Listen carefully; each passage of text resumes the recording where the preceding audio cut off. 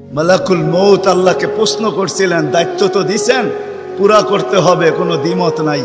কিন্তু মনে ভাবে মানুষ সারাদিন আমার নামের চর্চা করবে, খালি বলবে এই লোকটার কোনো কাজ নাই, শুধু সারাদিন গাজীপুরে ঘুরতে থাকে, যাকে মনে চায় তাকে উঠায় নিতে থাকে, সারাদিন আমার আলোচনা করবে, মানুষের মুখে মুখে থাকবে। তো আল্লাহ প্রতি উত্তরে বলছিলেন, সাআজআলু লিল মাউতি সাবাবা, আমরা মৃত্যুর কারণ বানায় দিব। ইয়াযকুরু সাবাব ওয়া ইয়ানসা, মানুষ কারণ নিয়ে আলোচনা করবে, তোমার নাম ভুলেও নিবে না। এখন নাম নিতেছে ডেঙ্গু, কয়েকদিন আগে নাম নিছে করোনা, কখনো নাম নেয় স্ট্রোক করছে, কখনো নাম নেয় এটা সেটা, ঠিক না?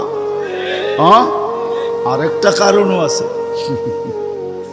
শুধু নবীজির দিকে তাকায় এই উম্মতের জন্য আল্লাহ এটা করছেন, এই উম্মতের জন্য।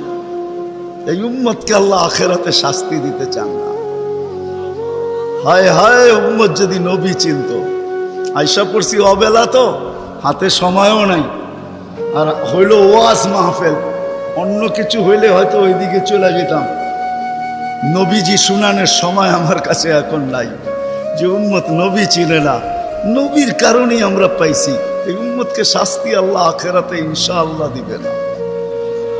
হ্যাঁ হ্যাঁ, দেয় তো দেয় কি কইরা, যার উপরে তিনবার কুদরতি হাত লাগছে। কয়বার?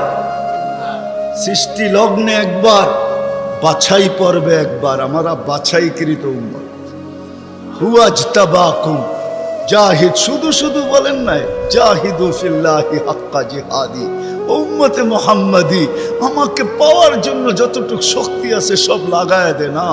তোমাদের সেজদার জায়গা দিয়া নূর ফুটা বাহির।